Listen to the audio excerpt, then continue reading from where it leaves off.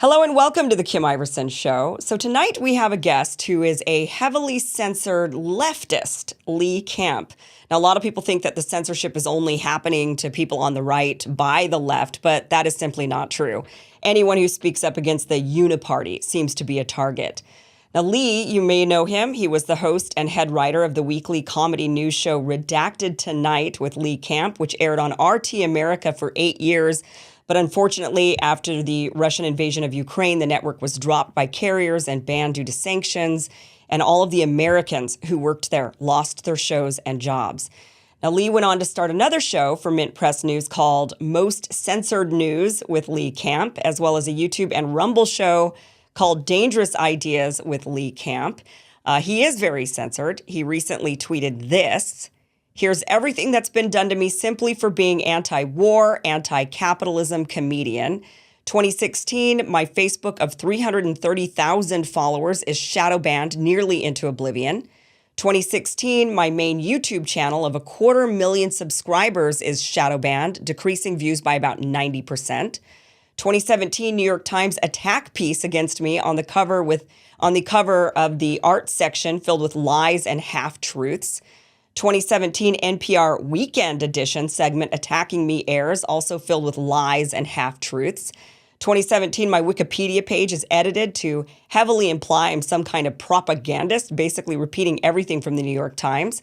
2018, Twitter shadow bans me. 2018, Instagram shadow bans me. 2020, Facebook bans me from promoting to my followers. 2022, my TV show and the entire channel is canceled by U.S. sanctions. 2022, 1 week later, my YouTube channel is banned around the world, continues to this day. 2022, over 2,000 YouTube videos gone, essentially digital book burning. 2022, 1 week later, my longtime podcast, Moment of Clarity, is banned by Spotify. 2022, 1 month later, Daily Beast attack piece comes out designed to try to get Patreon to cut off my account and others.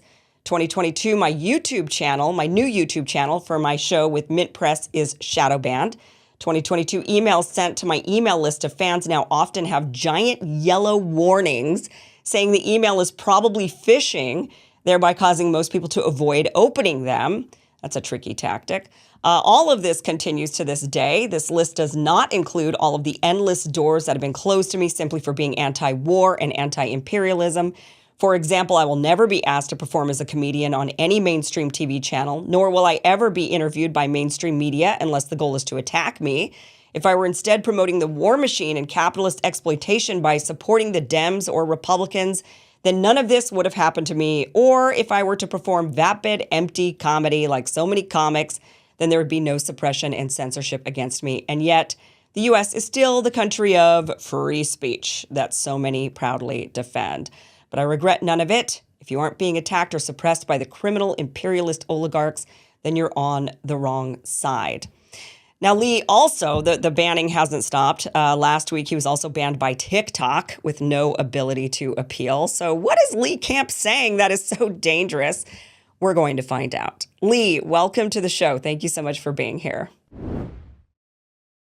You summed it up pretty well. Thank you, Kim. And I think you know a little bit about this too. So I haven't had as much as you by any means, but certainly there has been some.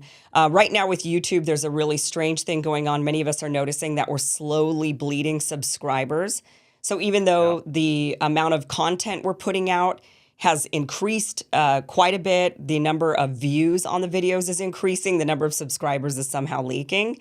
So you know that's not accurate. Right. They're doing something to the algorithm there. So, and you've been experiencing that on your YouTube. That's why many of us are on Rumble now, right? Because we get the free speech platform.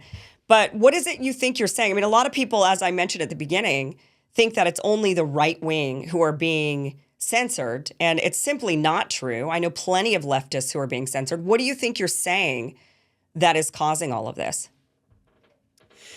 Yeah, I mean, it's basically if you're outside the Overton window, which accounts for both what's being said by the Democrats and what's being said by the Republicans. But you get outside of that and you are generally suppressed, maybe not to the level that I have been.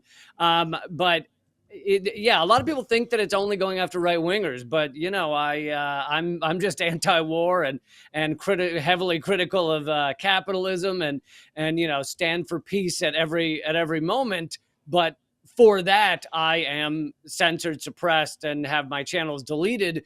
It is just going against the U.S. empire, going against the endless war, going against the death and destruction that this empire has wrought around the world. But I think it also has to do with, you have to get to a certain point of notoriety. I'm not that big, but I'm well enough known that, especially back in 2016, before these things were happening, I was growing very quickly. 5,000 new people added to my Facebook followers every week. And then Hmm. it just completely stopped. Now, it was several more years before it was the full YouTube channel banning, the channel that still exists. You can go to YouTube Redacted Tonight to this day, and it just says banned in your country, but that's for every country. And so it's still there. But yeah, if you're a leftist and you get to a certain level, you will be essentially crushed. Yeah. What is it that you said in 2016? So you said, so this censorship started in 2016. Your Facebook followers were shadow banned. Your main YouTube channel of 250,000 subscribers was shadow banned. So what were you saying in 2016 that you think caused that? Yeah, it was the Bernie Sanders run. I mean, he nearly. I was supporting him. I didn't endorse him. I also like Green Party candidates and stuff. But I would highlight, the important things he was doing in 2016 in his run. And he very, as you know, and everyone knows, very nearly won the primaries, even though they were exceedingly rigged, as they continue to be. But he nearly won. And I think after that point, and it wasn't just me, there's many other examples. But after that point, the government and big tech realized they needed to rein a lot of this in. And that 2016, after the Bernie Sanders run, was also when we saw many pages banned from Facebook simultaneously, some leftist, some libertarian. But there was just a lot of efforts to kind of make sure that something similar to a Bernie Sanders run, somebody outside of the allowable U.S. empire talking points, couldn't get so close to Right. nearly winning the presidency. Well, So and that yeah, year somebody did. that's what That's had when happened. Donald Trump won. And so that Yeah. year, in 2016, I feel like I mean, maybe I just wasn't paying attention previously to that because I was in a different field entirely and wasn't paying that much attention. But, from my perspective, it feels like a lot of this heavy censorship started really in 2016 in our generation. Maybe there was a lot more of it in previous generations, like during the Vietnam War or something. I'm not sure. But my generation, I feel like 2016 is really when the Mhm. establishment was like, oh my gosh, Bernie Sanders nearly took out Hillary Clinton. She was the anointed one, right? That they said Yep. this is who is going to be, it's her turn, it's her turn. We kept hearing that. And then Donald Trump, Bernie couldn't take it from her, but Donald did.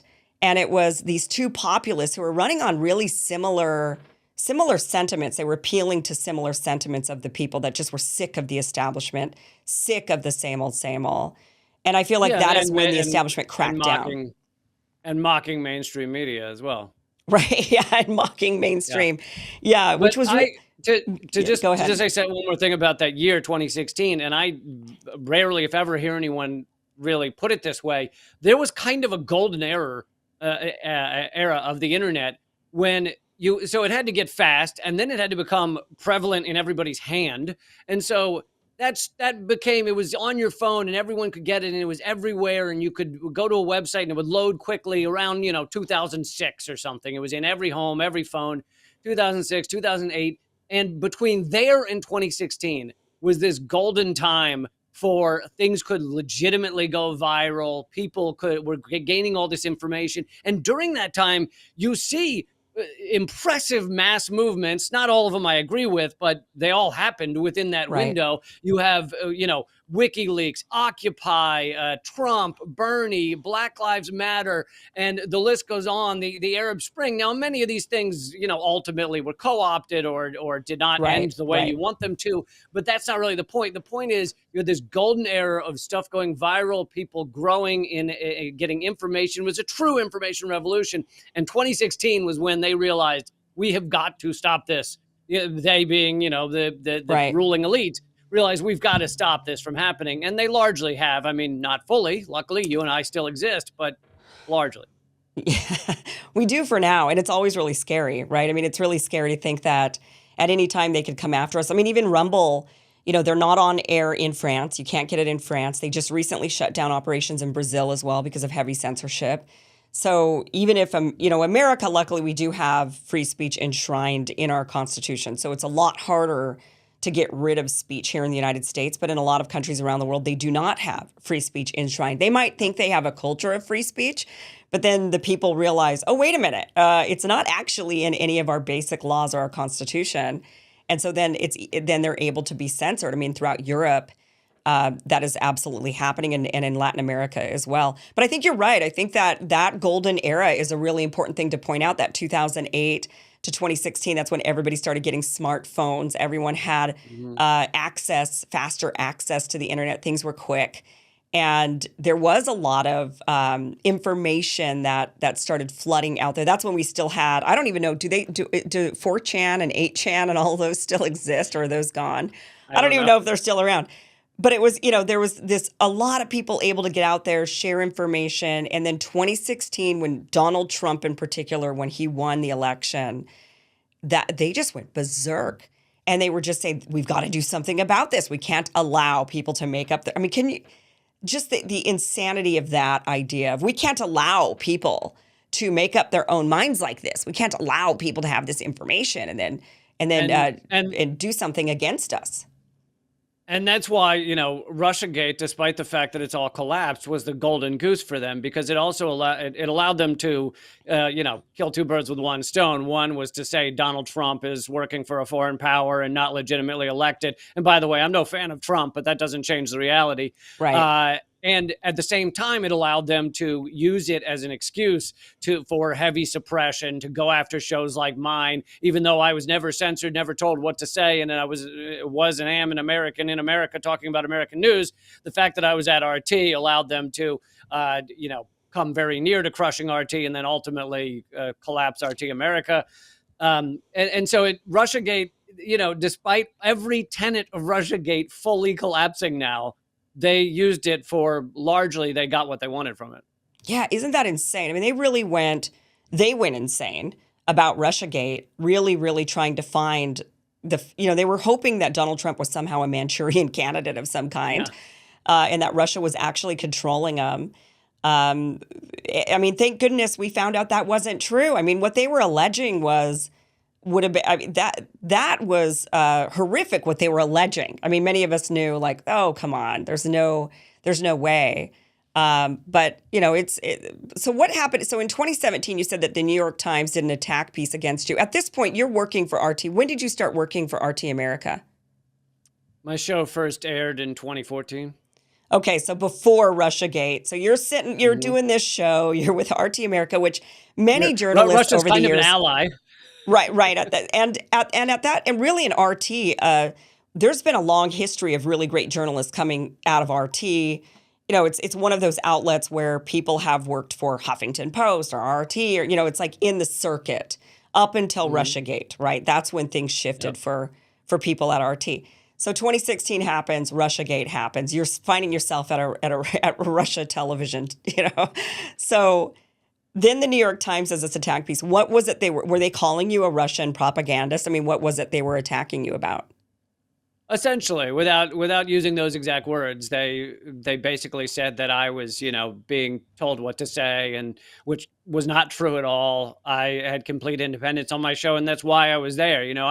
I've been a comedian and a commentator for 25 years, and I knew it was the only TV channel that would ever let me freely, fully, on actual terrestrial television, go after the U.S. empire and the harm that we do around the world.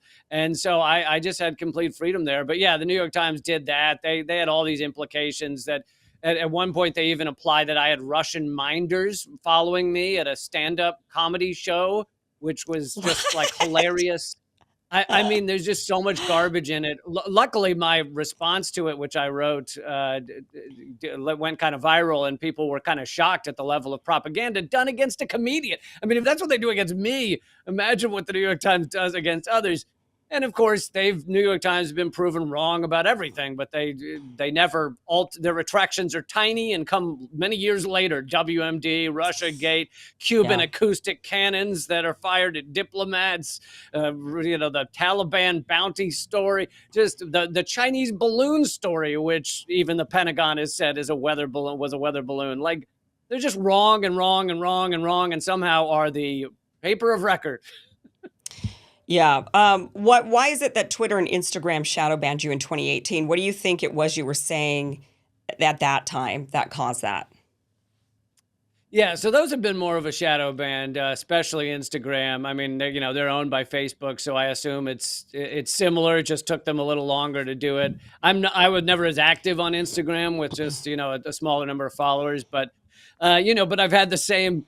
People are like, "Oh, you're being paranoid by the saying you're shadow banned," and it's like, I have 330,000 followers on Facebook. I've had exactly that number roughly since 2016. So it's not Right. it's not like I was gaining like this and then it just stops. Right. And It it's the doesn't make sense. same on Instagram. But Yeah. it's the same thing I've always been doing. I've been critical of war, critical of the proxy wars that we create, pointing out that Ukraine's a proxy war, pointing out the coups and the economic war that we've committed against so many countries around the world. And economic wars have victims. People die. The UN rapporteur has said 100,000 have been killed in Venezuela by our economic war on them, just as one example. So, it's to me, it's just like, if you have a moral core, you have to be against this stuff. But then you find out that somehow that makes you, unhireable on mainstream television. Did you find that you were treated differently at all? From like 2014 when you started with RT America, and then when Russiagate kind of happened, did you feel like there was a shift in the way you were treated by maybe other journalists or outlets, or was there, or was it, or were they ignoring you before that also because they didn't like Russia or something? Far less before that. I mean, some ignored me just because they didn't like Russia forever. But Hmm. it really kicked up after Russiagate began, where outlets guests that used to come on wouldn't come on anymore, and they Oh, generally right. won't say why. Just all of a sudden they'll ghost. They were ghosting me, and even a lot of independent media wouldn't have me on just because they wanted to believe I was somehow a propagandist, even though I'm not, never have been. But what else is funny is it's been 2 years since that show's gone. I'm not at RT. I'm not funded by Russia. I'm funded by fans now, and yet still there's still plenty of shows that won't have me. Like, I just have the stench of Russia on me or something. I mean, one day I hope that this all goes away. I hope that they just, because they didn't find anything with Russiagate. What did they find? What was the only thing they found? They were like, oh, they had some Facebook ads, or I mean, But even the Facebook every tenant of Russiagate collapsed. Even the Facebook ads that this company supposedly posted. If you look at them, first of all, they're clickbait. It's one of them is Bernie Sanders in a banana hammock drawing. Like, it's just ridiculous that it pivoted the election. But 53 or 56% of them appeared after the election, so I'm sure that swayed the oh, election. right, right, And right. and the ones that appeared before, the average spent on each ad was $3, which is, if anyone's ever advertised on Facebook, will get you about 2 clicks. It's meaningless. Yeah. And then on top of that, most people don't seem to know that Mueller, yes, he indicted 14 people at that internet research agency in St. Petersburg. They don't seem to know he dropped the indictments. He dropped them because later on a Friday when no one was paying attention, Right, of they dropped the course. indictments because they had nothing. And it was so laughable. And that's just one of the tenets, the Steele dossier completely debunked. The leak to WikiLeaks was actually a leak from the inside, not a hack. It was unrelated to Russia. Like, it's just all collapsed. It's really a shame that, I mean, RT America had such great programming. Your guys' shows were so well done, well produced. I mean, legitimate Thanks. television. I mean, Chris But Hedges, Jesse finally, Ventura. yeah, I mean, everything was really, really well done. All of the shows were well done. And what was great about it was that it resonated with a lot of us that were just not getting the truth out of the mainstream media, or, we wanted different perspectives. And that's what RT America did provide. was that different perspective for war, for international. And even if it did come with a Russian slant, let's say, I mean, I know it didn't. I know everybody that was there at the network said we were never told what to say, or there was never any of that interference at all. But I mean, even if it did, let's say, I mean, what would that matter? You know, I mean, what would it matter if we're getting a perspective from a different part of the world that of how things are? I mean, shouldn't we be able to? Same thing with the Facebook ads. If foreign countries are, I mean, look, our elections are so consequential for countries around the world.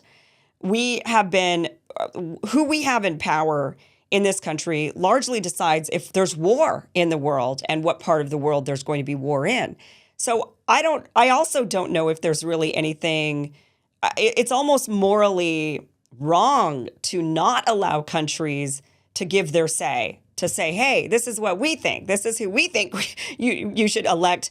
I mean, you've got the entire world of how many billions of people, and only 300 million, less than 300 million, if you count all the adults in the United States, have a say on who the leader of the free world, or the world, I shouldn't say free world, but, you know, the leader of the world is. Like, that's not really democracy. And I'm not advocating by any means. This is kind of like a philosophical viewpoint, but I'm not advocating for people around the world to be able to vote in our elections.